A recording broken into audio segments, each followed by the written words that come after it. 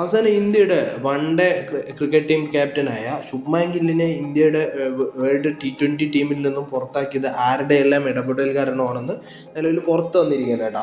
ലോകകപ്പിൽ ഇന്ത്യൻ ടീമിനെ പ്രഖ്യാപിച്ചപ്പോൾ ഏറ്റവും പ്രതീക്ഷയോടെ കാത്തിരുന്ന ഒരു കാര്യമാണ് സഞ്ജുവിൻ്റെ എൻട്രി. സഞ്ജുവിൻ്റെ എൻട്രീൻ്റെ വേറൊരു വശത്ത് എന്ന് പറഞ്ഞു കഴിഞ്ഞാൽ ഗില്ല് ടീമിലേക്ക് വരുമോ എന്നുള്ളതാണ് എല്ലാവരും നോക്കിക്കണ്ട ഒരു കാര്യം.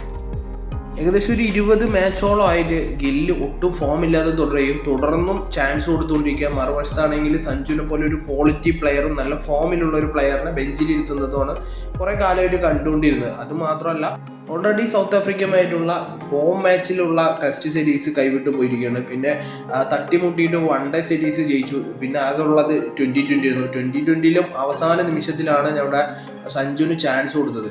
ഇനി അടുത്തതായിട്ട് വരാൻ പോകുന്നത് വേൾഡ് കപ്പ് ആയതുകൊണ്ട് തന്നെ എല്ലാവരും സഞ്ജുവിനെ തഴയോ എന്നായിരുന്നു എല്ലാവരും നോക്കിക്കണ്ടത്.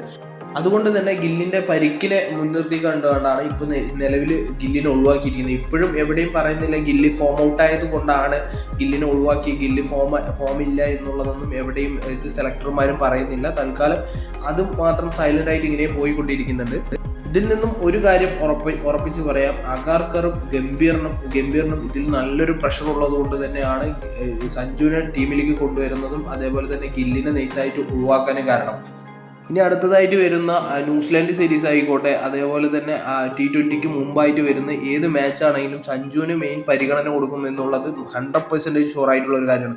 കാരണം ഇന്ത്യയെ സംബന്ധിച്ചിടത്തോളം ഈ ഒരു വേൾഡ് കപ്പ് മുന്നിൽ കണ്ടുകൊണ്ടായിരിക്കും ഇനി തുടർന്നുള്ള എല്ലാ മാച്ചുകളും പ്ലേ ചെയ്തുകൊണ്ടിരിക്കുക. അതുകൊണ്ട് തന്നെ ഇനി സഞ്ജുവിന് പരിഗണന കിട്ടും എന്നുള്ളത് 100% ഷുവർ ആയിട്ടുള്ള ഒരു കാര്യമാണ്. അപ്പോൾ ഇനിയുള്ള സീരീസിലെല്ലാം നമ്മുടെ സഞ്ജുവിൻ്റെ അഴിഞ്ഞാട്ടം നമുക്ക് കാണാനായിട്ട് നമുക്ക് വെയിറ്റ് ചെയ്തുകൊണ്ടിരിക്കുക. അപ്പോൾ ഇതേപോലെയുള്ള ക്രിക്കറ്റ് സംബന്ധമായിട്ടുള്ള ക്ലിപ്പുകൾ വാച്ച് ചെയ്യുന്നതിനായിട്ട് ചാനൽ ഒന്ന് സബ്സ്ക്രൈബ് ചെയ്യുക. വീഡിയോ ഒന്ന് ഇഷ്ടപ്പെട്ടാൽ വീഡിയോ ഒന്ന് ലൈക്ക് ചെയ്യാൻ മറക്കരുത് കേട്ടോ.